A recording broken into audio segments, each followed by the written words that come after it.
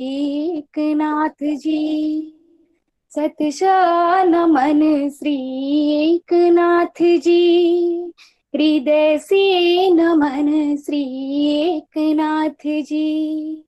सीमित ना के स्मारक पत्थरों में समर्पण सेवा त्याग हो युवा के जीवन में।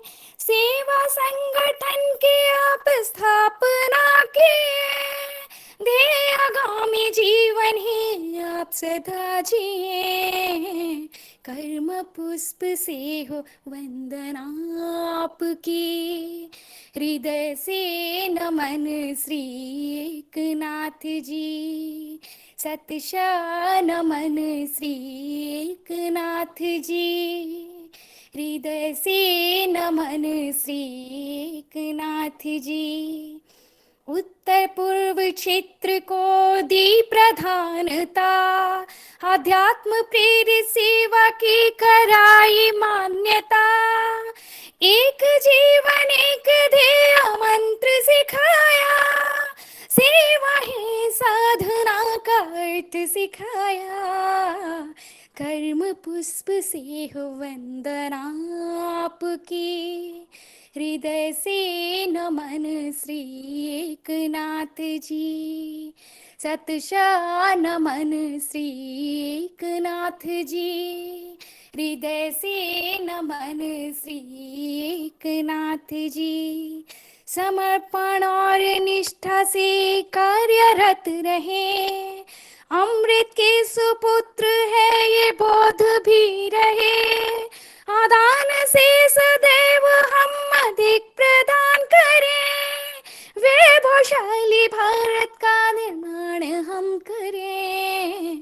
कर्म पुष्प से हो वंदना आपकी। हृदय से नमन श्री एकनाथ जी। सतशा नमन श्री एकनाथ जी। हृदय से नमन श्री एकनाथ जी। सतशा नमन श्री एकनाथ जी। हृदय से नमन श्री एकनाथ जी। धन्यवाद।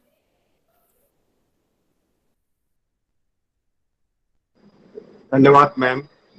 विवेकानंद केंद्र कन्याकुमारी के रांची शाखा द्वारा आयोजित आज के इस विमर्श कार्यक्रम में सम्मिलित कुछ विशिष्ट अतिथियों का मैं परिचय करवाना चाहता हूं। हमारे बीच उपस्थित हैं झारखंड के पत्रकारिता के पितामह पद्मश्री सम्मान द्वारा सम्मानित श्रीमान बलबीर दत्त जी, राष्ट्रीय स्वयंसेवक संघ के झारखंड राज्य प्रांत प्रचारक श्री रविशंकर जी, राष्ट्रीय स्वयंसेवक संघ के विभाग संघचालक श्री ज्ञान प्रकाश जलान जी, देश के प्रसिद्ध शिक्षाविद तथा रांची विश्वविद्यालय के कुलपति डॉक्टर रमेश पांडे सर, रांची विश्वविद्यालय की प्रति कुलपति महोदया डॉक्टर कामनी कुमार जी, सुप्रसिद्ध मैनेजमेंट गुरु तथा IIM रांची के डायरेक्टर श्री शैलेंद्र सिंह सर, सेवा भारती के राष्ट्रीय ट्रस्टी और संघ के वरिष्ठ प्रचारक श्री गुरुशरण जी, चिन्मया मिशन रांची के सचिव और मेकॉन से अवकाश प्राप्त निदेशक श्री श्याम जी टोरा, झारखंड राज्य के principal accountant general Shri Chandramouli Singh ji, जन नेता और कांके विधानसभा क्षेत्र के लोकप्रिय विधायक Shri Samri Lal ji, Jharkhand chamber of commerce के प्रमुख श्री कुणाल आसमानी जी, सेवा भारती के झारखंड प्रदेश अध्यक्ष Shri Prakash Kejriwal ji, sports director sports Jharkhand सरकार श्री अनिल कुमार सिंह जी, हम आप सभी महानुभावों का हमारा उत्साहवर्धन करने के लिए इस कार्यक्रम में उपस्थित होने के लिए आपका धन्यवाद प्रस्तुत करते हैं और आपका हार्दिक अभिनंदन करते हैं। अब मैं श्री विवेक कुमार जी को आमंत्रित करता हूं कि वे अपना माइक अनम्यूट करें और विवेक वाणी प्रस्तुत करें। राजनीति से मिलो दूर, प्रत्येक व्यक्ति में भारतीयता को जागृत करना होगा और उनमें से काम लेना होगा। प्रत्येक में भारतीयता, हिंदुत्व तथा वेदांत को जागृत करना होगा। किसी भी व्यक्ति की सहती चेतना के थोड़ा भीतर प्रवेश करके देखो तो उसको ज्ञात होगा कि अंतःस्थल में वह इस मातृभूमि का बच्चा है। वह पाश्चात्यवाद, रूसीवाद, आधुनिकवाद अथवा कोई वाद की बात कर सकता है, परंतु वह मूल रूप से इस धरती की संतान है और आप उस पर भरोसा कर सकते हैं। एकनाथ रानाडे। धन्यवाद विवेक जी। अब मैं डॉक्टर श्रीमती परिणीता सिंह जी को आमंत्रित करता हूं कि वो अपना माइक अनम्यूट करें और आज के विमर्श कार्यक्रम के मुख्य अतिथि का परिचय करवाएं। नमस्कार। आज हमारे बीच मुख्य अतिथि के रूप में डॉक्टर पूर्णेंदु शेखर दास जी हैं। सर, विवेकानंद केंद्र रांची शाखा की ओर से आपका हार्दिक स्वागत करते हैं। सर, आपने एमए और पीएचडी की उपाधि इंग्लिश में लिया है, जिसमें शोध का विषय रहा वर्क्स बाय रामाकृष्ण मिशन। आप वर्तमान में सह संचालक डिब्रूगढ़ विभाग, असम प्रांत विवेकानंद केंद्र में तथा नगर संचालक के रूप में भी कार्यरत हैं। साथ ही साथ प्राचार्य के रूप में commerce and art college Tinsukia में भी अपना योगदान दे रहे हैं। आज हमें अवसर मिला है आपसे ज्ञानवर्धन का। अब मैं श्री पूर्णेंदु जी से आग्रह करती हूं कि वे अपने विचारों को रखें। अगर सर के वक्तव्य से किसी को कुछ प्रश्न पूछना हो या किसी भी प्रकार का जिज्ञासा हो तो वे चैट बॉक्स में लिख सकते हैं। कार्यक्रम के अंत में प्रश्नों का उत्तर दिया जाएगा। सर।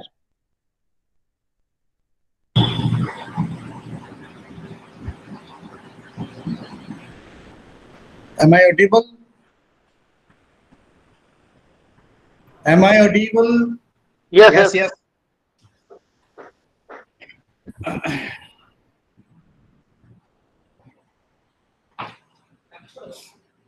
केंद्र की संयुक्त महासचिव श्री प्रवीण जी, विवेकानंद केंद्र रांची का नगर आह्वायक doctor Shivshankar Prasad ji,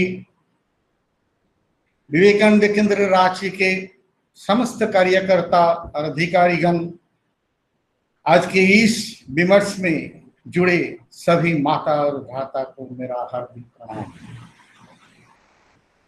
I failed to resist myself to express my heartfelt appreciation for the team who had coined the phrase "Patthar mein prakate pran."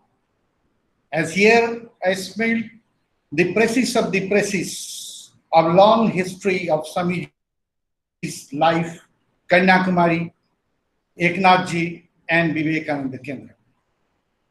I also extend my pranam to all who has given me the grand opportunity to be here with you today as Mukhya Atithi Sevak. I have added the word Sevak with Mukhya Atithi as I had been feeling a bit sense of dissociation with Vivekananda Kendra.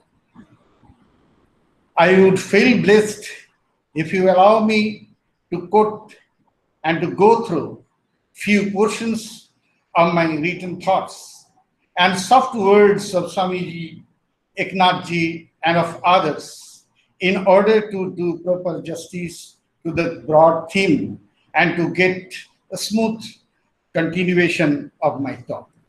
At the very outset, I want to quote Swami Vivekananda's great saying, "I want bold, daring, adventurous spirit to help me, else I will work alone. I have a mission to fulfill. If I could get 2 or 3 like me, I could have left the world confused." I was curious to conceptualize if Swamiji could get 2 or 3 like him. I'm blessed to get answer with emphatic yes. Our Mananiya Eknathji was one of them, as he was the torch bearer of Swamiji's vision and mission. The dream of Swami Vivekananda, I read, 100,000 men and women fired with the zeal of holiness, fortified with eternal faith in the Lord, and nerved to lion's courage by their sympathy for the poor and the fallen and downtrodden, will go over the length and breadth of the land, preaching the gospel of salvation, the gospel of help, the gospel of social rising up, the gospel of equality. To materialize his dream into reality, Swamiji became almost mad in thinking how to uplift the nation, how to awaken the people of this great land. The question started tormenting his mind. His love for India and love for our people became so intense that his heart was full of anguish as he reached Kanyakumari. We all know that Swami Vivekananda came to Kanyakumari, and on 25th, 27th, 26th and 27th December 1892, he had been sitting on a mid-sea rock meditating on India's past, present and future.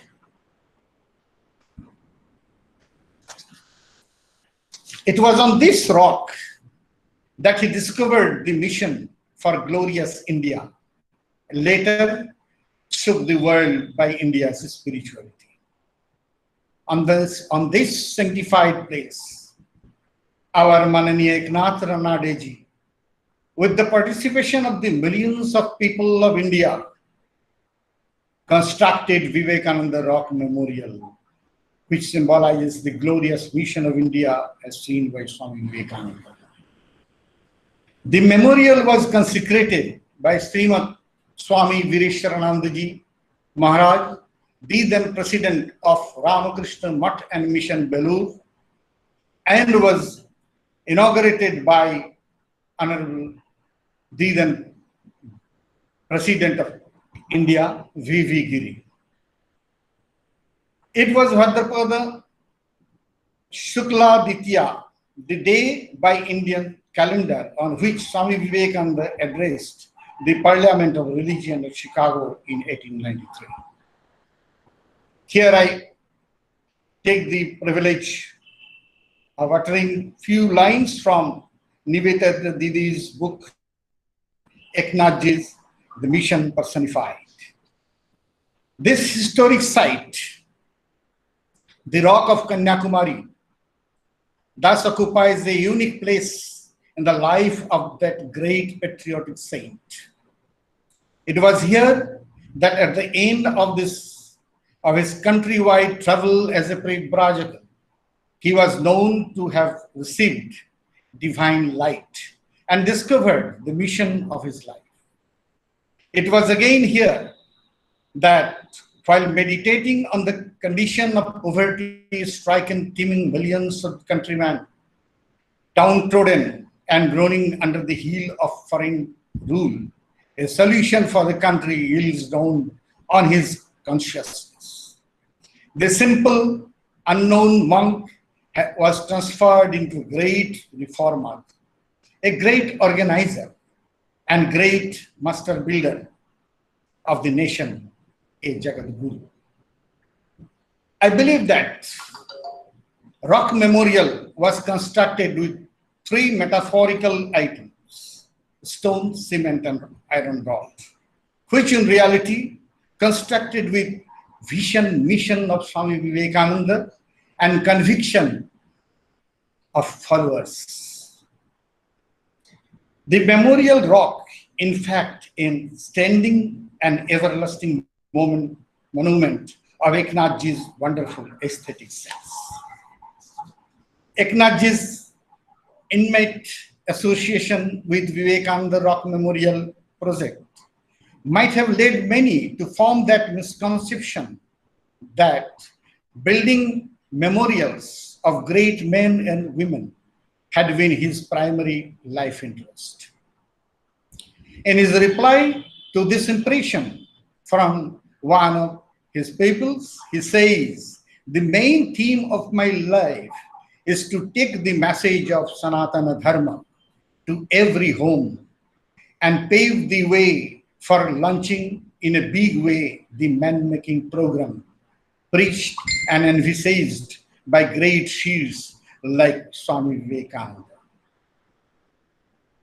Eknathji termed Vivekananda Kendra as a spiritually oriented service mission.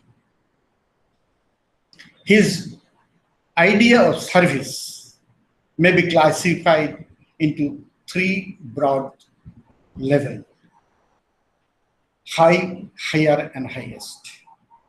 The high level of service, that is providing the basic or the primary needs to the needy. Higher level of service, that is imparting knowledge to the needy and providing training to the persons to be self-reliant, independent, and thus making him stand on his own legs. Highest level of service, that is to impart higher and deeper knowledge, which can be described as enlightenment or inward illumination. The two levels, high and higher, we enable a person to gain pleasure, but in the third level, we equip a person to attain real happiness. Here attention is drawn to winds of understanding to realize what happiness is and how it can be enjoyed individually and collectively. Rendering service on God's behalf. Service with a spiritual orientation results in man-making, which is invariably and inseparably connected with nation building. The story of Vivekananda Rock Memorial is a story of Mananiya Eknathji's skill in organization. Eknathji has, in the shortest time, built up the Rock Memorial, but much more he organized the Vivekananda Kendra of life workers who could carry the torch of Swamiji's ideals in every nook and corner of the globe. After the groundwork of about 9 years, Vivekananda Kendra was officially founded on 7th January 1972. The day was 108th birth anniversary of Swami Vivekananda. Through Vivekananda Kendra, Eknathji expected that the tradition of Swamiji's penance was to be continued by young men and women coming as Karyakartas of Vivekananda Kendra to spread the message of Swami Vivekananda for making India Jagadguru. This was the way he wanted to give life to the rock of Swamiji's memorial.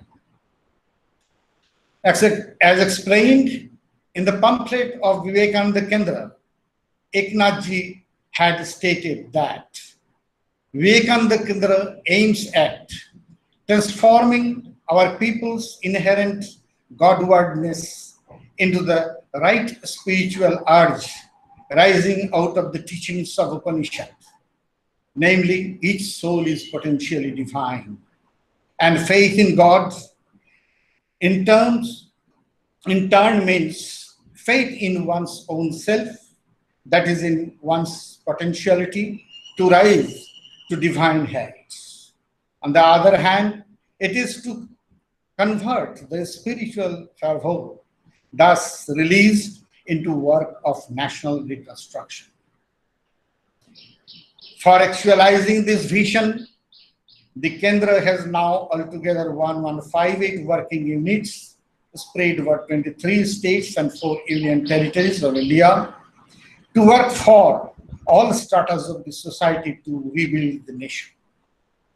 To achieve this, life workers, whole-time workers, and local workers of the Kendra carry out various activities through yogas, rural development, education, health, development of natural resources, organizing youth and women, and publication based on the life and message of Swami Vivekananda. In this stress-ridden modern life, the yoga way of life would be apt, as it is based on the integral view of life. This yoga was adopted as the core of Vivekananda Kendra. Giving due honor to Eknath Ji, during Yoga Satras, the Jivanvratis and the Sthanik Karyakartas have been bringing people together.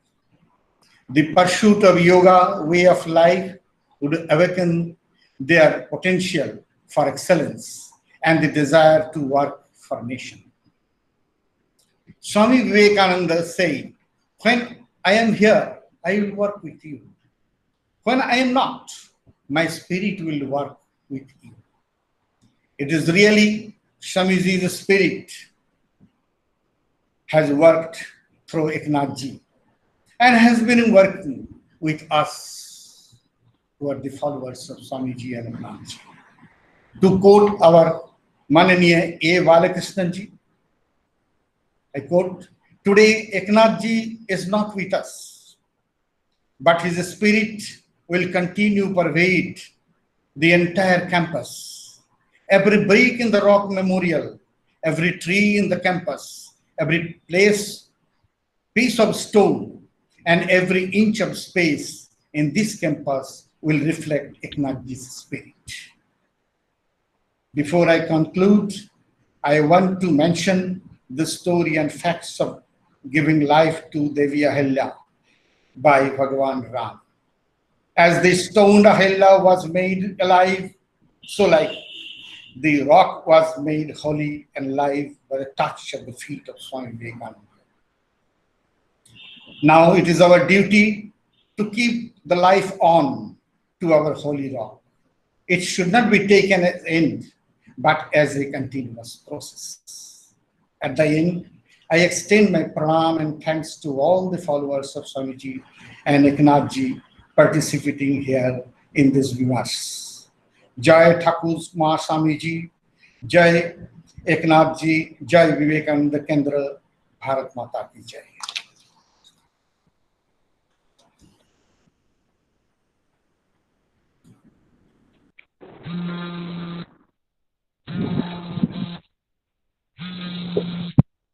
Thank you, sir.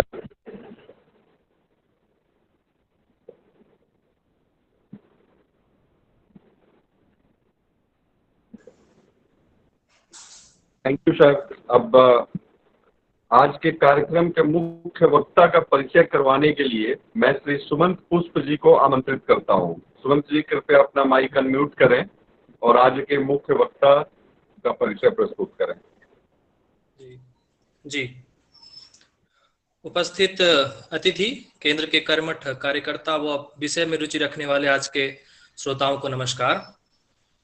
हमारे अगले वक्ता हैं माननीय प्रवीण दाभोलकर जी। श्री प्रवीण दाभोलकर जी मुख्यतः नागपुर से हैं। 1987 में विवेकानंद केंद्र से जुड़ने से पहले आप मीको जैसे प्रतिष्ठित संस्थान में यांत्रिकी अभियंता के पद पर कार्यरत रह चुके हैं। विवेकानंद केंद्र से प्रशिक्षण के बाद जब आपको गुवाहाटी का कार्यभार सौंपा गया, वहां आपने विवेकानंद केंद्र इंस्टीट्यूट ऑफ कल्चर और विवेकानंद अंतर्राष्ट्रीय भवन जैसे बड़े परियोजना को एक साकार रूप देने में अहम भूमिका निभाई। वर्तमान में आप विवेकानंद केंद्र के अखिल भारतीय संयुक्त महासचिव हैं और पूर्वोत्तर भारत का विशेष दायित्व संभाल रहे हैं। अब मैं श्रीमान प्रवीण दाभोलकर जी को संबोधन के लिए आमंत्रित करता हूं। सर, कृपया अपना माइक अनम्यूट करें। धन्यवाद।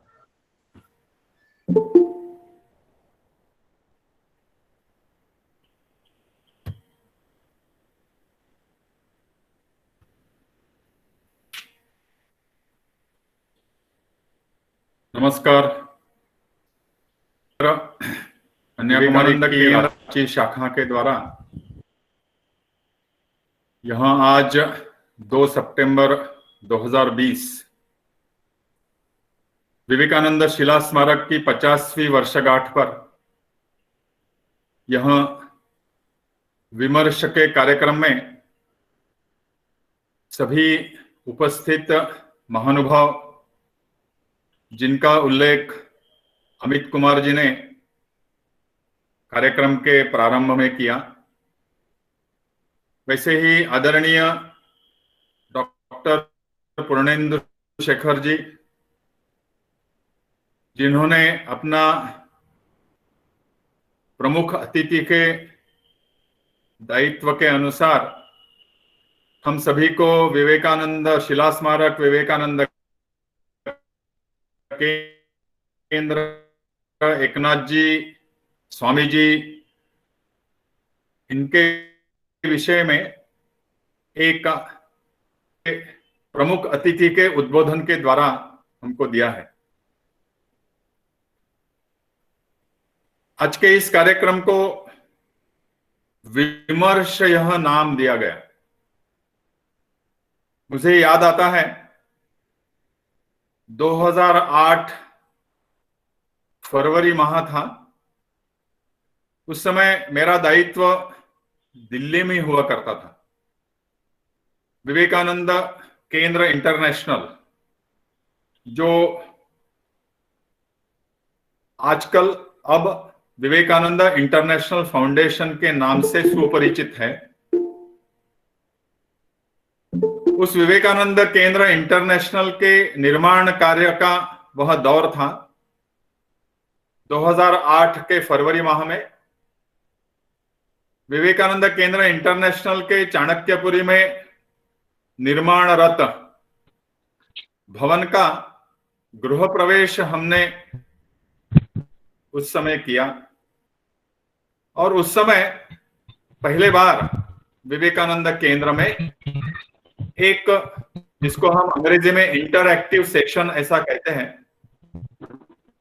उसका आयोजन किया कि यहाँ विवेकानंद केंद्र इंटरनेशनल वह जो काम करने के लिए वह भवन का निर्माण चाणक्यपुरी जैसे स्थान में, दिल्ली में जो हो रहा था, उसमें विवेकानंद केंद्र इंटरनेशनल जिस प्रकार के काम को हाथ में लेना चाहता है, उसके लिए योग्य विषय, योग्य व्यक्ति, लोग, संकल्पना विवेकानंद केंद्र एक ऐसा पदक्षेप उसके माध्यम से ले रहा था, जिसे माननीय एकनाथ जी ने स्वामी जी के स्मारक के संदर्भ में ऐसा कहा कि जो शिला स्मारक कन्याकुमारी में उस श्रीपाद शिला पर निर्माण हुआ और आज के दिन 50 वर्ष पूर्व जिसका उद्घाटन हुआ, वह विवेकानंद स्मारक का पहला चरण है, फर्स्ट फेज। फिर जो अखिल भारतीय स्तर पर स्वामी जी के जीवंत स्मारक की बात माननीय एकनाथ जी ने शिला स्मारक के निर्मिति के साथ साथ जिसका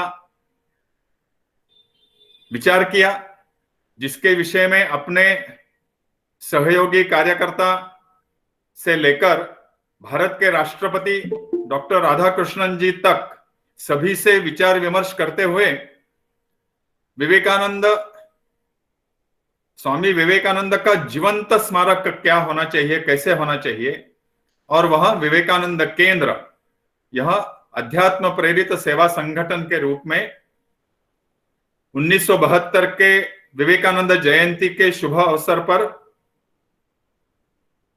प्रचलित हुआ। वह विवेकानंद स्मारक का दूसरा चरण, और माननीय एकनाथ जी ने ही यह बात भी स्पष्ट रूप से उनके लिखे हुए पत्रों में, उनके दिए हुए मार्गदर्शन में यह बात भी कही कि विवेकानंद, स्वामी विवेकानंद यह केवल भारत के विषय में ही बात करने वाले व्यक्ति नहीं थे, तो उन्होंने पूरे विश्व कल्याण के लिए भारत की जो भूमिका है, भारत का जो दायित्व है, उसको समझकर पूरे विश्व कल्याण के लिए भारत का जन्म जो हुआ है उसको चरितार्थ करने के दृष्टि से भारत फिर से पूरे विश्व को मार्गदर्शन करने हेतु जो प्रस्तुत होना चाहिए उसको माननीय एकनाथ जी ने, उस स्तर के कार्य को माननीय एकनाथ जी ने विवेकानंद स्मारक का तीसरा चरण ऐसा उसका विचार किया था। और उसी को लेकर जब वहां अवसर प्राप्त हुआ तो भारत की राजधानी दिल्ली में चाणक्यपुरी में विवेकानंद केंद्र इंटरनेशनल का विचार किया गया, उसका कार्य, उसका निर्माण कार्य प्रारंभ हुआ था। तो ऐसे विवेकानंद केंद्र इंटरनेशनल जो विवेकानंद स्मारक का स्वामी जी के स्मृति का जो तीसरा चरण जो माननीय एकनाथ जी ने सोचा, उसका जब हमने गृह प्रवेश किया तो विवेकानंद केंद्र के परिपाठी में पहले बार इस प्रकार के इंटरएक्टिव सेशन यानी विमर्श का आयोजन हुआ। वहां से लेकर गत 10-12 वर्ष अब हुए हैं, तो यह विमर्श, यह भारत के जगह जगह के स्थान के प्रबुद्ध महानुभावों के साथ विवेकानंद केंद्र जो संपर्क प्रस्थापित करना चाहता है, उनका सहयोग इस राष्ट्रीय कार्य में प्राप्त करना चाहता है, उसी को लेकर विमर्श का आयोजन, ऐसे इंटरएक्टिव सेशंस का आयोजन अन्य विवेकानंद केंद्र के शाखाओं में, प्रकल्पों में यह गत 10-12 वर्षों से नियमित रूप से, निरंतर रूप से चल रहा है। रांची में भी मैंने सुना, जब से मेरा दायित्व रांची यानी बिहार प्रांत का हुआ, बिहार और झारखंड, तब से यह भी सुना है, यह मैंने अभी तक प्रत्यक्ष रूप से उसमें उपस्थित नहीं हुआ, किंतु रांची में भी यह विमर्श के कार्यक्रम इसके पहले भी निश्चित रूप से हुए हैं। आज हम इस विमर्श कार्यक्रम में विशेष अवसर पर 2 सितंबर 2020 विवेकानंद शिला स्मारक की 50वीं वर्षगांठ, इसके अवसर पर एकत्र हुए हैं। और यह जो परिस्थिति है गत 5-6 महीने से प्राय, जिसके कारण हमारा प्रत्यक्ष रूप से इकट्ठा होना, एकत्रित होना यह असंभव सा हो रहा है, उस परिस्थिति में यह माध्यम जो आज तंत्र विज्ञान के कारण, टेक्नोलॉजी के कारण हमें उपलब्ध है, हम सब लोग उसका इस चुनौती भरे परिस्थिति में एक अच्छा अवसर, finding the opportunity in the challenging situation और द सर्कमस्टेंसेस, यह माननीय एकनाथ जी ने दी हुई सीख हम सभी विवेकानंद केंद्र के साथ जुड़े हुए लोग, हम ऐसे चुनौती भरे परिस्थिति में भी एक योग्य अवसर, ताकि हम अपना जो नियोजित दायित्व है, जो अपना कार्य है, उसको हम इस परिस्थिति में भी अव्याहत रख पाए, निरंतर रख पाए, इस दृष्टि से इन कार्यक्रमों का, ऐसे विमर्श जैसे आयोजन का महत्व इसके कारण है।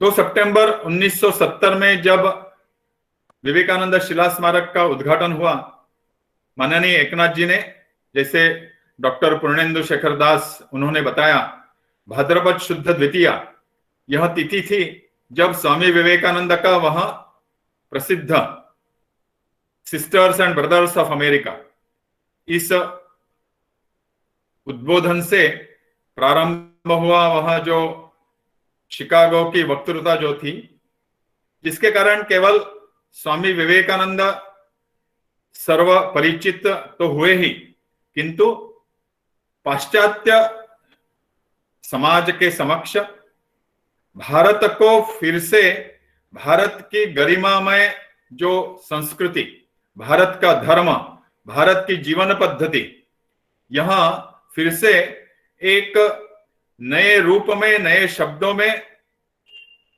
स्वामी जी को पाश्चात्य समाज के समक्ष रखने का अवसर इसके माध्यम से प्रारंभ हुआ।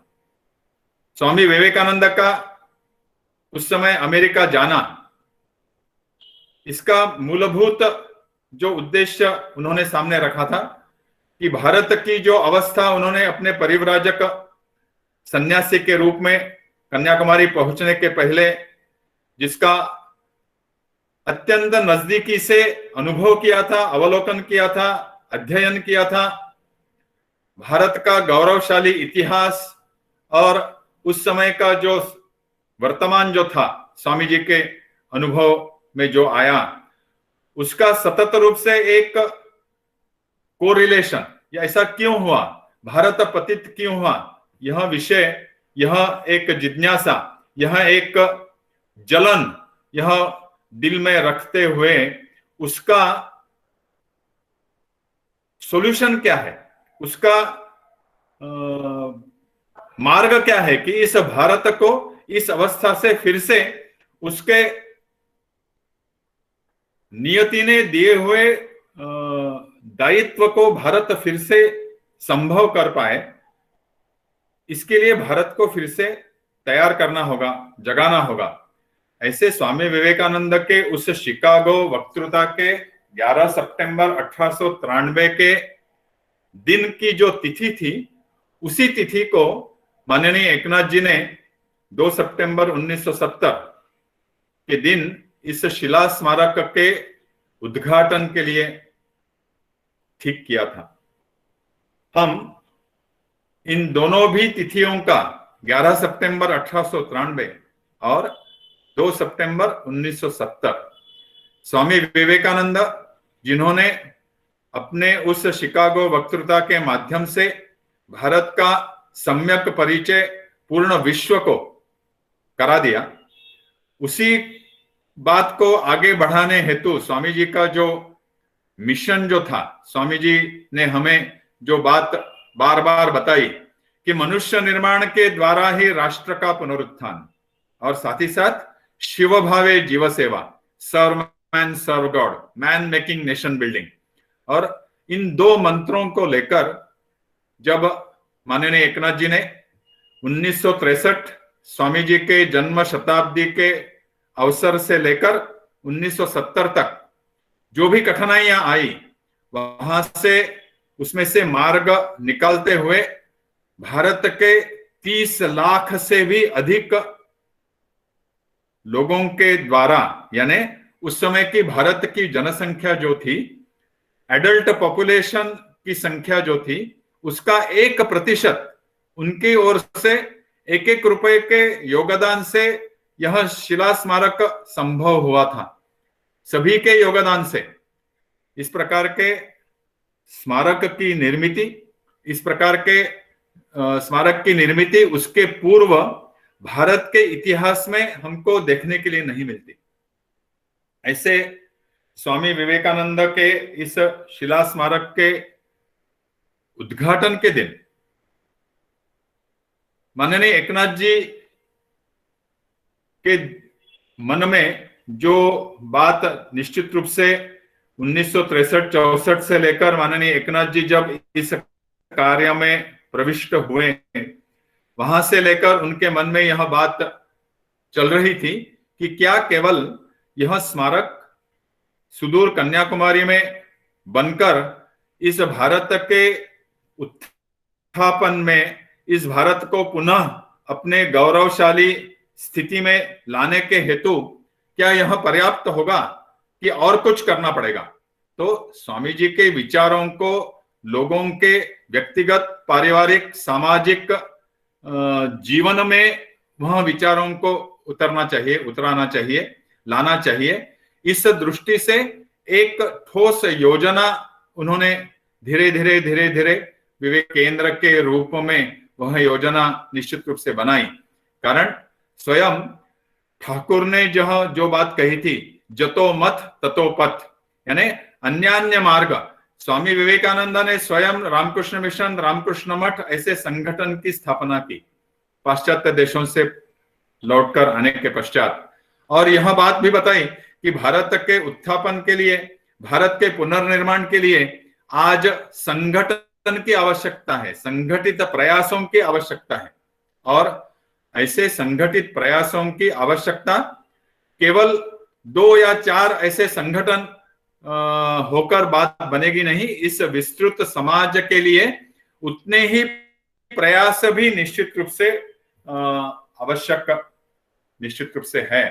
तो ऐसे विवेकानंद शिला स्मारक, यह जैसे मैंने कहा स्वामी जी के स्मारक का पहला चरण हुआ, और जो आज के इस विमर्श का हमने विषय जो रखा है, पत्थर में प्रकटे प्राण, यानी स्वामी जी को ही मानो पुनः इस स्मारक के द्वारा उनके विचारों को लोगों में, भारत की जन सामान्यों में, भारत के युवाओं में इसको कूट कूट कर भरने के दृष्टि से जो भी प्रयास उसके माननीय एकनाथ जी का जो प्राय 24-25 वर्षों का सामाजिक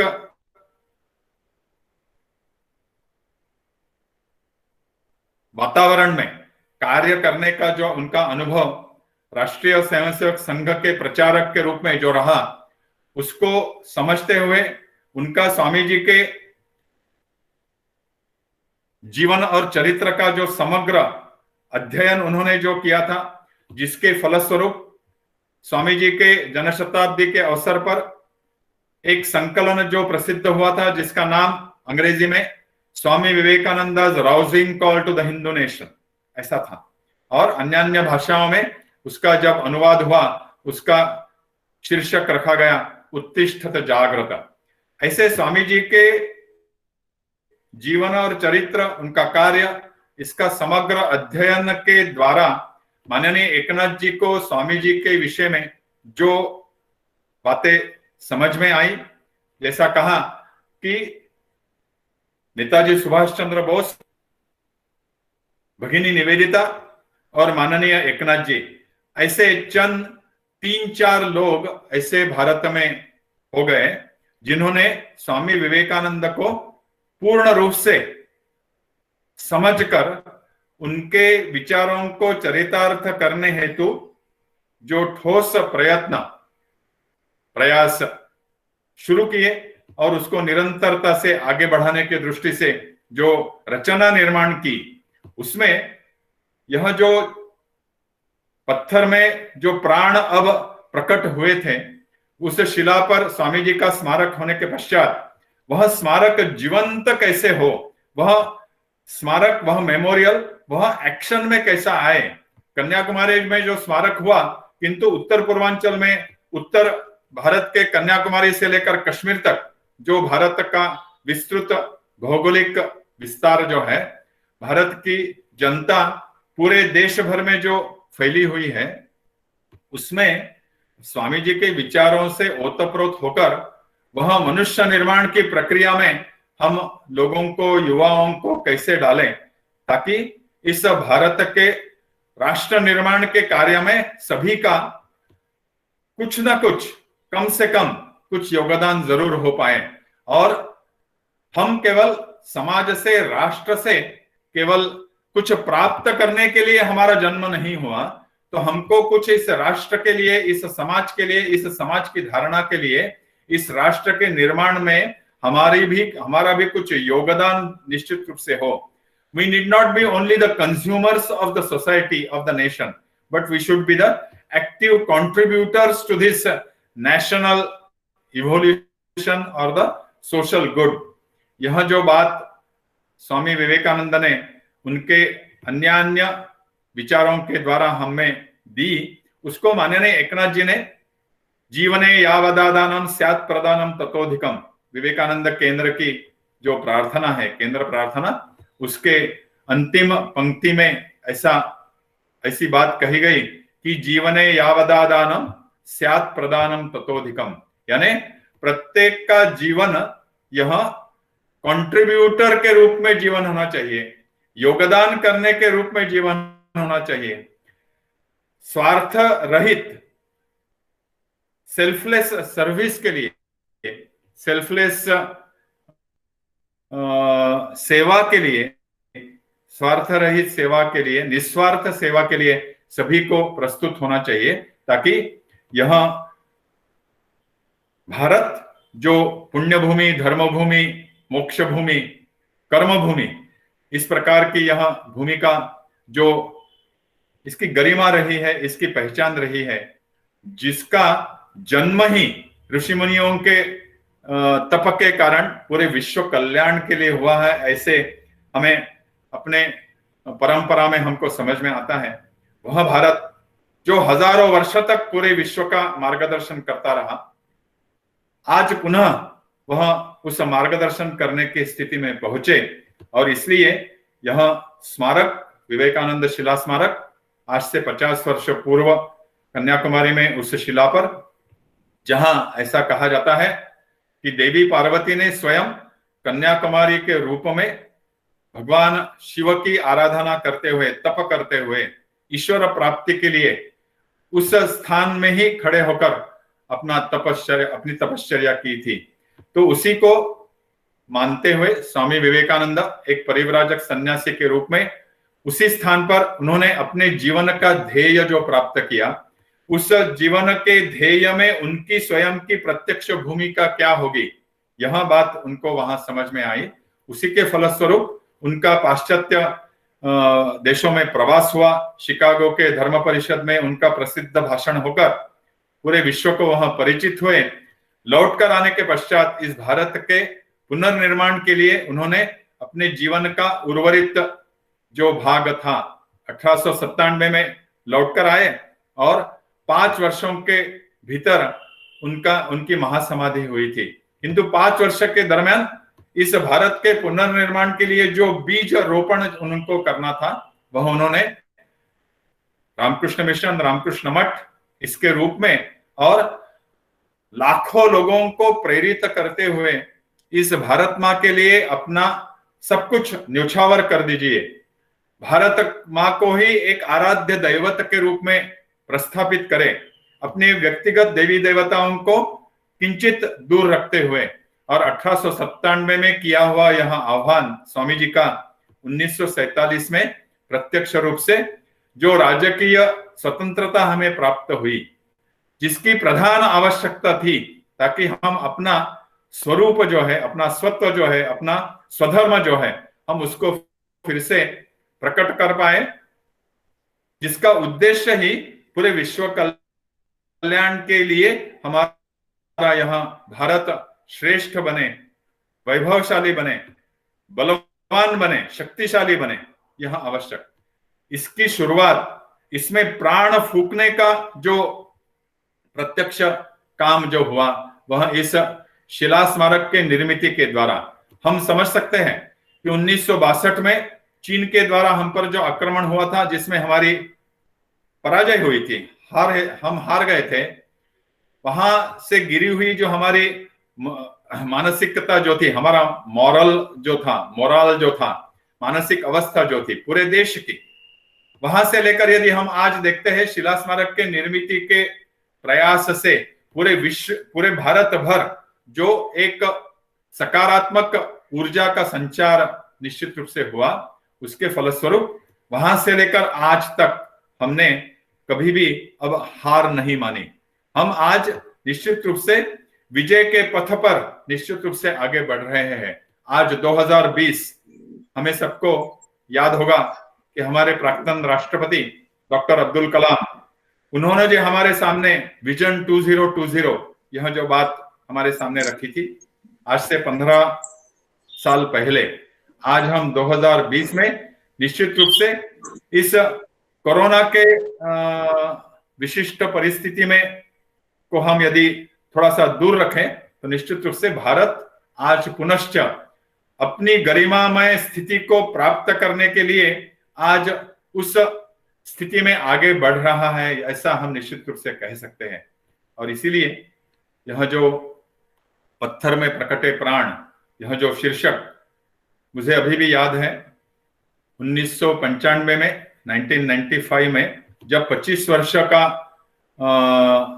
कार्यकाल शिला स्मारक का पूर्ण हुआ था, उस समय विवेकानंद शिला स्मारक की कहानी, story of rock memorial, Vivekananda rock memorial as told by माननीय एकनाथ जी हिमसेल्फ, 10 बौद्धिकों में 10 सत्रों में माननीय एकनाथ जी स्वयं विवेकानंद शिला स्मारक का निर्माण कार्य कैसे हुआ, और उसके बाद यह जो जीवंत स्मारक विवेकानंद केंद्र, यह जो उनकी जो कल्पना थी, उनकी जो संकल्पना थी, कंसेप्ट जो थी, उसको भी उन्होंने उस रूप में उन 10 सत्रों में एक कंसेप्ट के रूप में हमारे सामने रखा। उसका जब हिंदी अनुवाद होकर अपने हिंदी प्रकाशन विभाग के द्वारा उसका प्रकाशन होना था, तो उसके लिए शीर्षक क्या हो तो उस समय शीर्षक यही चुना गया था कि विवेकानंद शिला स्मारक, पत्थर में प्रकटे प्राण। मुझे लगता है आज विवेकानंद केंद्र रांची, कन्याकुमारी के रांची शाखा ने इस शुभ अवसर पर 2 सितंबर 2020 को इस विषय को रांची शहर के प्रबुद्ध महानुभाव और विवेकानंद केंद्र केवल रांची झारखंड ही नहीं तो बिहार, पूरे बिहार झारखंड प्रांत के कार्यकर्ताओं के समक्ष यह विषय एक विमर्श के माध्यम से जो लाने का प्रयास किया है, वह निश्चित रूप से सराहनीय है। It is worth emulating, repeating in the forthcoming times, days. मुझे लगता है डॉक्टर पूर्णेंदु शेखर दास, उनका जो परिचय दिया गया उसमें थोड़ा मैं सुधार अब करूंगा। डॉक्टर पूर्णेंदु शेखर दास, उनका पूर्ण जीवन यानी करियर यह असम में व्यतीत हुआ।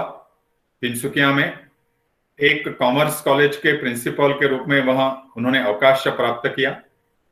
आज अभी 1 साल नहीं हुआ, उनका जो पैतृक स्थान जो है जलपैगुड़ी, सिलीगुड़ी के पास, आजकल आपका निवास वहां है और अब पश्चिम बंग प्रांत के दायित्व में आप बांग्ला प्रकाशन विभाग जो बना हुआ है उसके एक सदस्य के रूप में आप अभी दायित्व उनका है। पहले हमारे डिब्रूगढ़, तिनसुकिया यह जो विभाग है आसाम में, उसके सह संचालक आप थे। मैं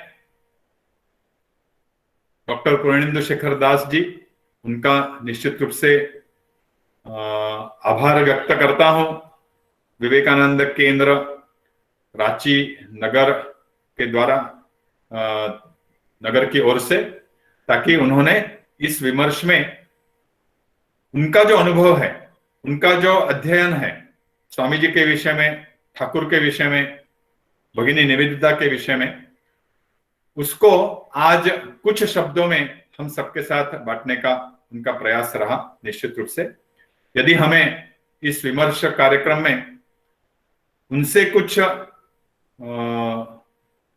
बातें कुछ पूछनी है, उन्होंने कुछ जो बातें हमें बताई, तो निश्चित रूप से जो योजना है उसके अनुसार प्रश्नोत्तर यह निश्चित रूप से हो सकते हैं।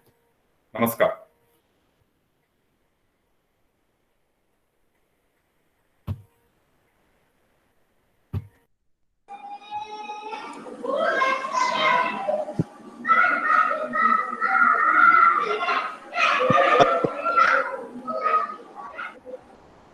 हमारे साथ कुछ और गणमान्य व्यक्ति जुड़े हुए हैं जिनका परिचय उस समय छूट गया था या वो बाद में जुड़े हैं। मैं उनका भी श्रोताओं से परिचय करवाना चाहता हूं। हमारे साथ जुड़े हुए हैं यूएसए अमेरिका के इंडियाना पोलिस राज्य के chief economist Shri Randhir Jha ji, Medica hospital Ranchi के प्रसिद्ध maxillofacial surgeon doctor Anuj Kumar, Bharatiya Janata party की नेत्री तथा पूर्व विधायिका मांडर विधानसभा क्षेत्र श्रीमती गंगोत्री कुजूर जी, श्री संजय भारद्वाज, प्रांत विशेष संपर्क प्रमुख, विश्व हिंदू परिषद झारखंड राज्य, श्री वीरेंद्र साहू जी, प्रांत मंत्री, विश्व हिंदू परिषद। हम आप सभी का इस कार्यक्रम में हार्दिक स्वागत करते हैं, हार्दिक अभिनंदन करते हैं। अब मैं श्रीमती डॉक्टर सोनी सिंह जी को आमंत्रित करता हूं, आप अपना कृपया माइक अनम्यूट कर लें और चैट बॉक्स में श्रोताओं द्वारा कुछ अभिव्यक्त किए गए जिज्ञासा तथा प्रश्नों को बारी बारी से पूछे और जिज्ञासाओं का समाधान करें। जी, सबसे पहले आप सभी को मेरा प्रणाम। मैं डॉक्टर सोनी सिंह आप सभी का स्वागत करती हूँ क्वेश्चन आंसर सेशन में विवेकानंद केंद्र शाखा रांची की तरफ से। पूर्णेंदु सर और प्रवीण सर, आप दोनों ने काफी सारगर्भित आपका संबोधन रहा, ज्ञानवर्धक रहा। काफी कुछ जो लोगों को कंफ्यूजन था वो सारे क्लियर हुए होंगे मेरे ख्याल से। मेरे भी कुछ कंफ्यूजन थे, वो सब भी दूर हुए और हम सभी काफी आपके वक्तव्य से काफी लाभान्वित हुए हैं। इसी के क्रम में कुछ प्रश्न भी आए हैं, लोगों के जिज्ञासा है लोगों की। उसमें कुछ प्रश्न इस प्रकार है सर। सबसे पहला प्रश्न सर प्रवीण सर आपके लिए है कि चूंकि एकनाथ जी संघ के शर कारवा थे उस वक्त, और उस वक्त उन्होंने उन सारे चीजों को उन चीजों से अलग होकर अलग से विवेकानंद केंद्र का मतलब स्थापना किया। तो यहाँ इन लोग पूछ रहे हैं कि अलग से एक संगठन की आवश्यकता हमको क्यों पड़ी। तो सर इस पे आप अगर हम लोग को बताएं कुछ। जैसा नमस्कार, यहाँ प्रश्न एक सुनाई दे रहा है ना? जी जी जी सर, बिल्कुल आपकी आवाज आ रही है। यह प्रश्न केंद्र के शिला स्मारक के निर्मिति से लेकर अभी भी लोगों के मन में यह प्रश्न निश्चित रूप से रहता है। जैसे मैंने मेरे बात में कहा था, स्वयं ठाकुर रामकृष्ण परमहंस उनका वक्तव्य था, जतो मत ततो पथ, यानी जितनी तरह की लोगों की सोच होगी उतने मार्ग उस अपने गंतव्य स्थान में जाने के लिए निश्चित रूप से उपलब्ध होना चाहिए। यही हमारी संस्कृति की परंपरा, हमारी संस्कृति की विशेषता निश्चित रूप से यह है। पूरे 25 वर्ष 1938 से लेकर जब माननीय एकनाथ जी संघ के प्रचारक हुए, वहां से लेकर 1962-63 तक जब यह कार्य उनको एक विशेष अनुरोध के रूप में, जब शिला स्मारक निर्मिति के समिति में जो प्रबुद्ध लोग निश्चित रूप से थे, उन्होंने जब उस समय के राष्ट्रीय स्वयंसेवक संघ के सरसंघ चालक परम पूजनीय गोलवलकर गुरुजी, उनके समक्ष यह जो एक निवेदन किया था कि एक ऐसा कार्यकर्ता उनको चाहिए जो उस समय इस निर्माण कार्य में जो बाधाओं का जो एक तांता लगा हुआ था, उस से मार्ग निकालने के दृष्टि से एक सम्यक जो पूरे समझदारी के साथ उस कठिन परिस्थिति में मार्ग निकाल पाए। और जैसे मैंने कहा, माननीय एकनाथ जी का अपने कॉलेज के जीवन से स्वामी विवेकानंद का परिचय हुआ था। 1962-63 में स्वामी जी के जीवन कार्य को लेकर उनका जो समग्र अध्ययन हुआ, उसके फलस्वरूप Swami Vivekananda rousing call to the Hindu nation, यह संकलन उनके द्वारा बनाया गया, जो पूरे भारत भर उसका वितरण हुआ। इसके कारण जो स्वामी विवेकानंद के विचारों को ओतप्रोत रूप से समझकर, जिस प्रकार की भारत की उस समय की जो आवश्यकता थी, केवल 15 वर्ष हुए थे 1947 से लेकर 1962-63 तक जब ये हुआ, तो उस समय भारत के समाज को जगाने के लिए केवल एक संगठन, केवल रामकृष्ण मिशन या केवल राष्ट्रीय स्वयंसेवक संघ या और कोई संगठन जो उस समय तक शुरू हुआ होगा, वह पर्याप्त नहीं है। यह बात माननीय एकनाथ जी को राष्ट्रीय स्वयंसेवक संघ के सरकार्यवाह का दायित्व निभाते हुए भी उनके समझ में यह बात आई थी, और इसीलिए जब यह दायित्व उनको मिला तो उन्होंने उसी समय परम पूजनीय गुरु जी को यह बात स्पष्ट की थी कि ऐसा हो सकता है कि इस काम में जाने के बाद मैं फिर से संघ के कार्य में फिर से वापस आऊंगा ही, ऐसा शायद नहीं होगा। इसके लिए आपकी यदि अनुमति है तो निश्चित रूप से मैं इस कार्य में यह दायित्व लेने के लिए तैयार हूं। और उन्होंने उस समय जो 1925 में संघ की जो स्थापना से लेकर 1962-63 तक या 1970 तक जो 45-50 वर्ष का समय पूरा हुआ था, और जिस दुविधाओं से संघ को भी गुजरना पड़ा था, जो बाधाएं संघ के मार्गक्रमण में जो निर्माण हुई थी, जो संघ के विषय में समाज में जो एक विकृत धारणा उस समय निर्माण की गई थी, जिसके कारण जनसामान्यों का संघ के द्वारा संघ के साथ जुड़ना यह संभव नहीं हो रहा था। मुझे ऐसा लगता है कि माननीय एकनाथ जी ने उस आवश्यकता को ध्यान में रखते हुए विवेकानंद केंद्र, स्वामी विवेकानंद जिनको कोई भी नकारता नहीं है, सब उनको स्वीकारते हैं, ऐसे स्वामी जी के नाम से, स्वामी जी के आदर्शों पर यह जो संगठन बनना चाहिए, स्वामी जी के विचार समाज में चरितार्थ होने चाहिए, लोगों के जीवन में आने चाहिए।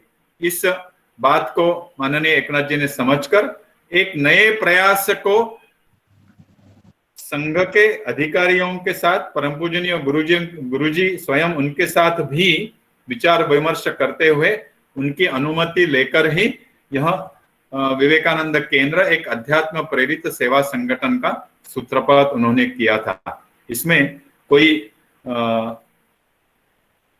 जिसको हम कहते हैं प्रश्न जरूर हमारे मन में आएंगे हमको। उस समय की जो परिस्थिति थी, जिस परिस्थिति से पूरा भारतीय समाज जो गुजर रहा था, उसका आकलन माननीय एकनाथ जी का निश्चित रूप से सम्यक था। और केवल उन्होंने व्यक्तिगत तौर पर निर्णय नहीं लिया, तो जैसे मैंने कहा था, समय के राष्ट्रपति डॉक्टर राधाकृष्णन जी से लेकर उनके बाल मित्र डॉक्टर श्रीभा वर्णेकर जो एक संस्कृत के महापंडित हुए, ऐसे सभी के साथ विचार विमर्श करते हुए इस प्रयास को उन्होंने एक जीवंत स्वरूप दिया।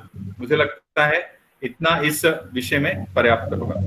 जी सर, बहुत बहुत धन्यवाद सर। आपकी जो भी बात आपने बताई कि बिंदु पे आपने प्रकाश डाला और काफी क्लियर, जो भी लोगों को ये कंफ्यूजन होगा वो आज क्लियर हो गया होगा।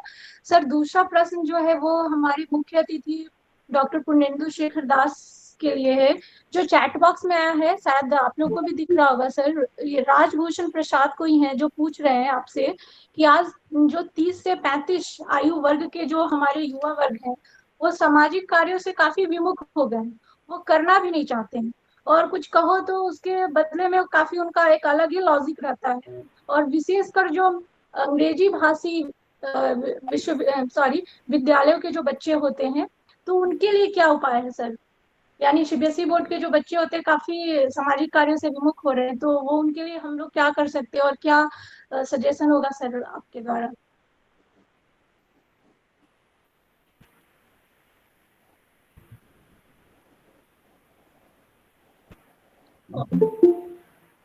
हेलो पूर्णेंदु सर, आप सुन रहे हैं हम लोग को?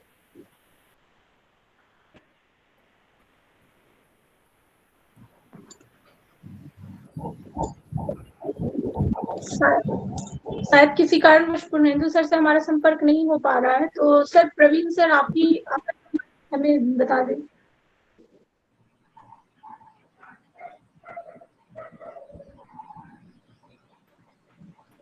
हाँ डॉक्टर साहब बोलिए, प्रश्न ध्यान में आया होगा। हाँ, अच्छा अच्छा, यस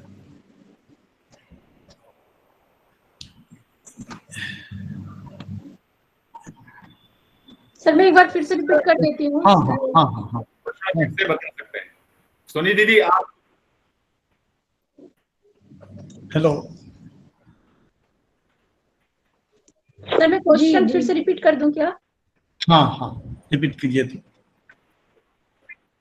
सर एक राजभूषण प्रसाद जी हैं, उन्होंने आपसे प्रश्न किया है कि जो हमारे 30 से 35 आयु वर्ग के जो युवा वर्ग है वो सामाजिक कार्यों से काफी विमुख हो गए हैं, और विशेषकर जो हमारे अंग्रेजी भाषा के विद्यालयों में जो पढ़ते हैं, यानी जो सीबीएसई बोर्ड वगैरह एसएससी बोर्ड के जो बच्चे होते हैं वो काफी इन सामाजिक कार्यों से विमुख होते हैं, तो उनके लिए क्या उपाय है सर, और कैसे उनको ला सकते हैं, इस पे आपका क्या सजेशन रहेगा?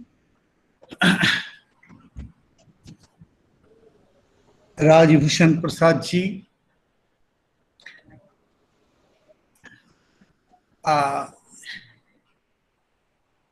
एक ये दिस द प्रेजेंट सिनेरियो, आप ये क्वेश्चन, ये प्रश्न किए हैं on the basis of the present scenario. देखिए, एक बात होता है इंड्यूस्ड, एक स्पॉन्टेनियस। कुछ विद्यालय में स्पॉन्टेनिटी के ऊपर जोर दिया जाता है और कुछ विद्यालय में इंड्यूस का ऊपर जोर दिया जाता है।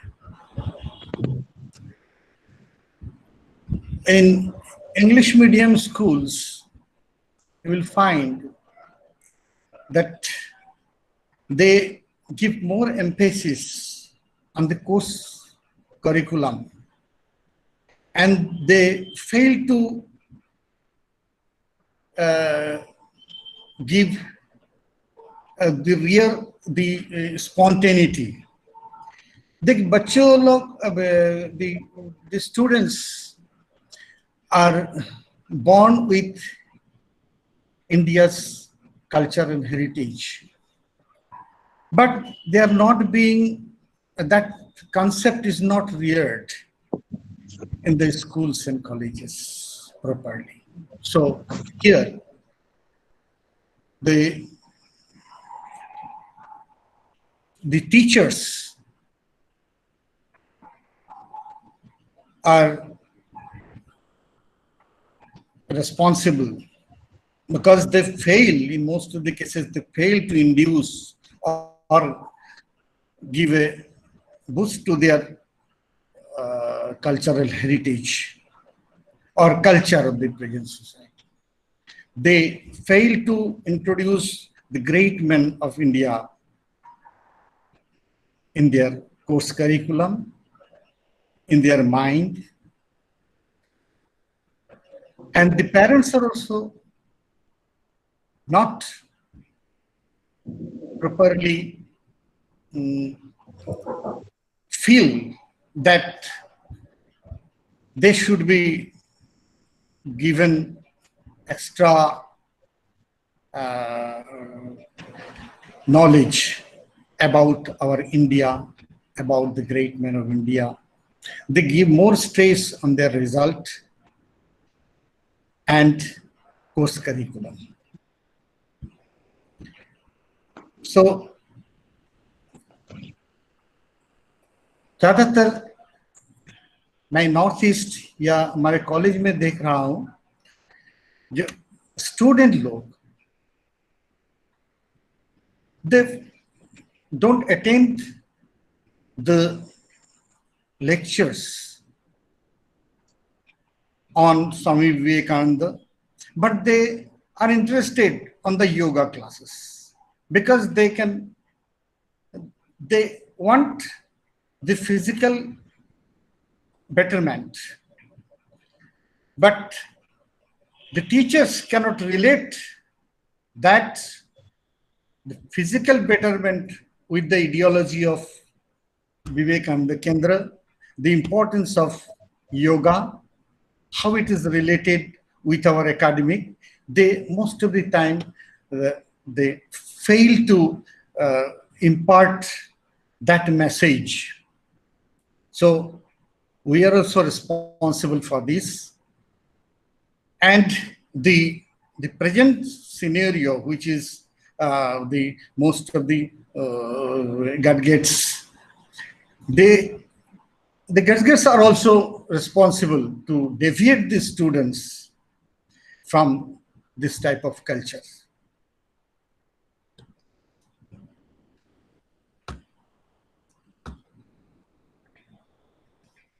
जी सर, बहुत बहुत धन्यवाद सर। राजेंद्र जी को चीजें क्लियर हुई होंगी। सर एक और क्वेश्चन है सर कि विवेकानंद इंटरनेशनल फाउंडेशन की स्थापना क्यों की गई?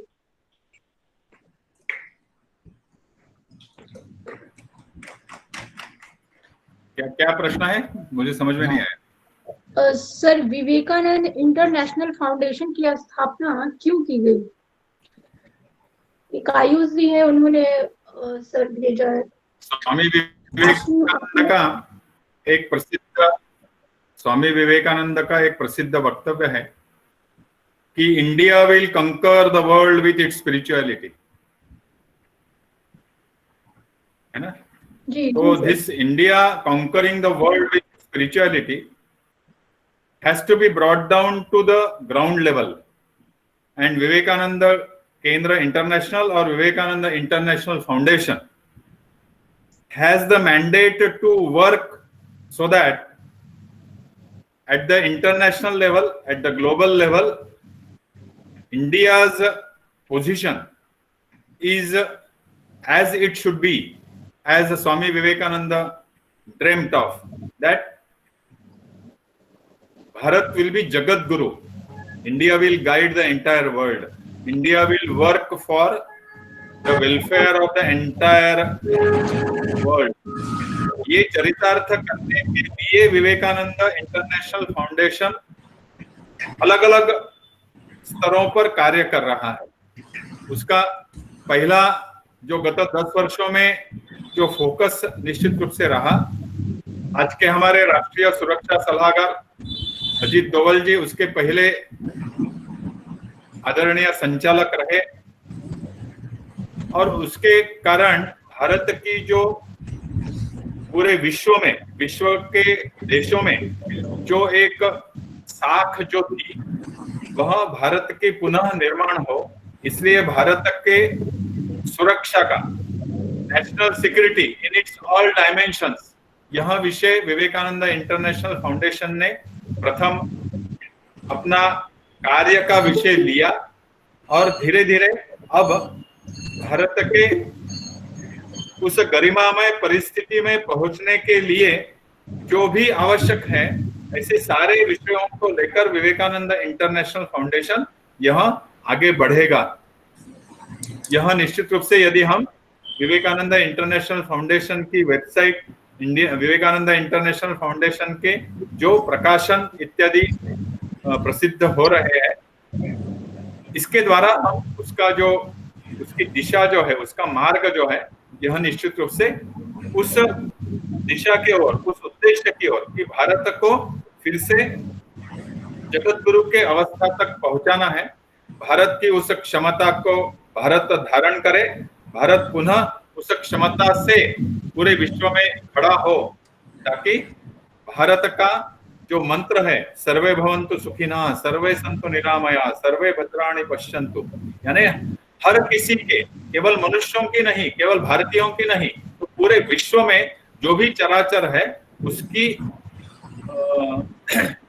सर्वे भवन्तु सुखिनः, उसके सुख की कामना भारत निश्चित रूप से करता है। हमारे परंपरा में, हमारे मंत्रों में यही दिया हुआ है। इसलिए विवेकानंद इंटरनेशनल फाउंडेशन की आवश्यकता और उसका की प्रस्थापना विवेकानंद स्मारक का तीसरा चरण के रूप में 2009 1 दिसंबर को उसकी विधिवत स्थापना हुई थी। नमस्कार। जी बहुत बहुत धन्यवाद सर, आपने सही बोला, भारत फिर से विश्व गुरु की तरफ जाए तो उसके लिए विवेकानंद इंटरनेशनल फाउंडेशन की आवश्यकता है। और हुई सर, एक चीज और है, जिस समय लोग रिटायर होते हैं, एकनाथ रनाडे जी उस समय फिर से एक संगठन के तरफ गए, उसका निर्माण किए, और विवेकानंद शिला स्मारक वो हमारे सामने है। तो सर कुछ लोगों ने प्रश्न किया है कि जब हमारे जीवन में या ऐसे भी बहुत सारी समस्याएं आ जाती है, तो हम उस समय कैसे अपने आप को संयमित कैसे करें सर, सामंजस्य कैसे बैठा के रखें, या अपने आप को कैसे कंट्रोल करके रखें, इस पे सर क्या सजेशन देना चाहेंगे आप? इसका उत्तर एक स्वामी जी की ही उक्ति है, those who live for others they only live, others are more dead than alive. यानी अपने जीवन में मैं और मेरा परिवार, मैं और मेरा सीमित परिवार जो है वही मेरा जीवन क्षेत्र नहीं है। तो यहाँ विस्तृत समाज, यहाँ राष्ट्र, यहाँ विश्व, यहाँ पूरी मानवता, यह सृष्टि, इसका मैं एक अंगीभूत घटक हूँ। और इसलिए चाहिए स्वामी जी का वह मंत्र बना के रखना, others are more dead than alive. यानी अपने जीवन में 24 घंटे में कम से कम कुछ समय, कुछ ऊर्जा, कुछ अपने संसाधन, अपने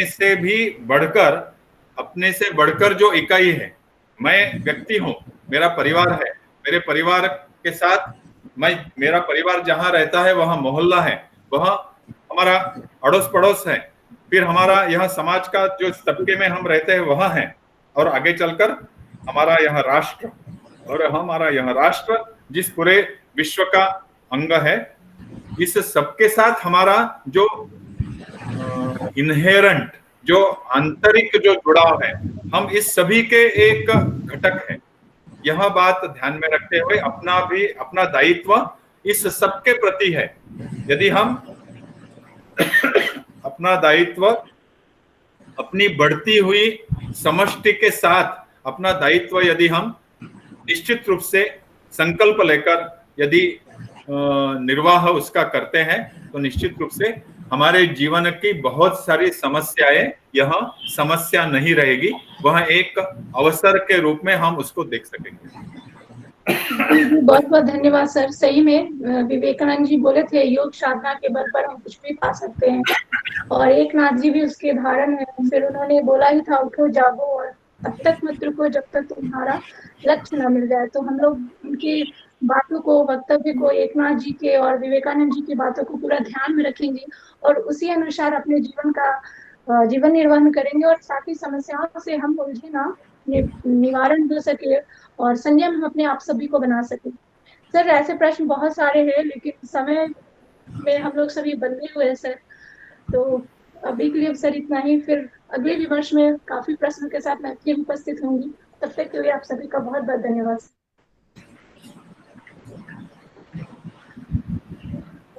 धन्यवाद डॉक्टर सोनी सिंह जी।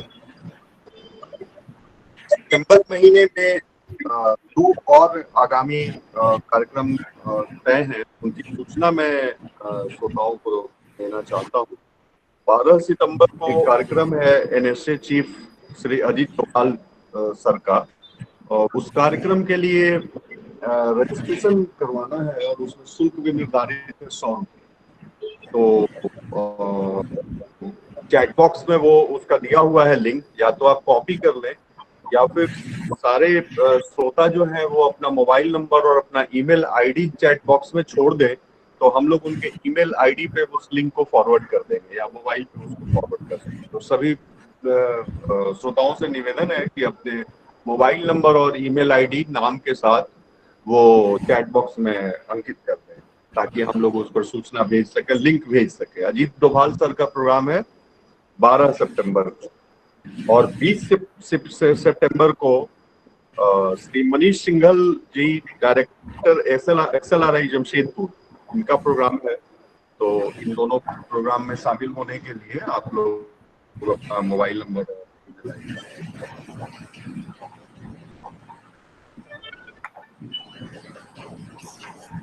अब मैं श्री श्रेयांश भारद्वाज जी से निवेदन करता हूँ कि आप कृपया अपना माइक अनम्यूट करें और धन्यवाद ज्ञापन पेश करें।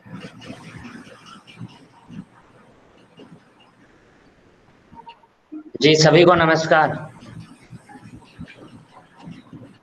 आत्मवत् सर्वभूतानां, यह हमारी जीवन शैली है, और पत्थर को अभिषिक्त कर शिव विग्रह में बदल दे, यह हमारी अध्यात्म की ताकत है।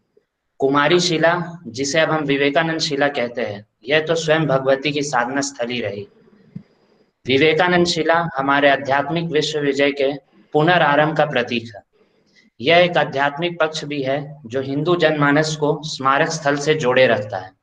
आज के इस विमर्श में मुख्य अतिथि रहे असम प्रांत के डिब्रूगढ़ विभाग के सह संचालक डॉक्टर पूर्णेंदु शेखर जी। आपकी गरिमामय उपस्थिति इस वेबिनार से जुड़े केंद्र के कार्यकर्ता, अधिकारी और समस्त श्रोताओं के लिए प्रेरणादायी है। आपको कार्यक्रम से जुड़ने के लिए विवेकानंद केंद्र रांची शाखा बार बार धन्यवाद देती है। हमारे मुख्य वक्ता के रूप में उपस्थित विवेकानंद केंद्र के अखिल भारतीय संयुक्त महासचिव माननीय प्रवीण दाभोलकर जी, आपका तपस्वी जीवन विशिष्ट आध्यात्मिक, सामाजिक और राष्ट्र धर्म ज्ञान से पूरा देश परिचित है। आज आपका उद्बोधन सैकड़ों पाषाण हृदय श्रोताओं के हृदय में भी राष्ट्र धर्म के प्राण दे गया। आपको भी कोटिश धन्यवाद। हमारे रांची शाखा के संचालक शिवशंकर जी, हमारे ऊर्जावान संगठक मुकेश जी एवं विमर्श टोली के सभी दायित्ववान कार्यकर्ताओं को हार्दिक धन्यवाद। नमस्कार।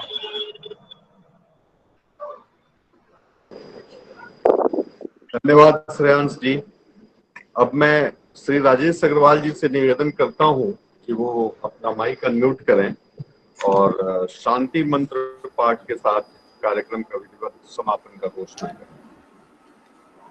संपूर्ण विश्व के मानव मात्र के कल्याण का अपना जो लघु मंत्र, जो वास्तव में अत्यंत ही विस्तृत भाव लिए हुए है, सबके सुख की कामना, सबके निरामय जीवन की कामना और सभी के भद्र होने की इस प्रकार की कामना का वह जो मंत्र है, उससे हम अपने इस कार्यक्रम का समापन करेंगे।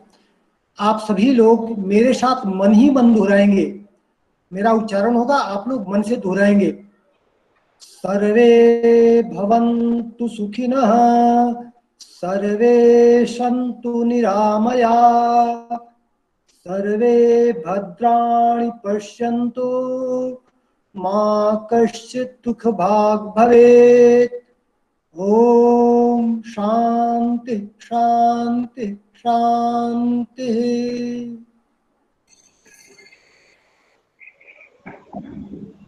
सब लोग वंदे मातरम, वंदे मातरम। अब कार्यक्रम का समापन होता है। आप लोग स्वेच्छापूर्वक ये इस वेब पेज से और अलग हो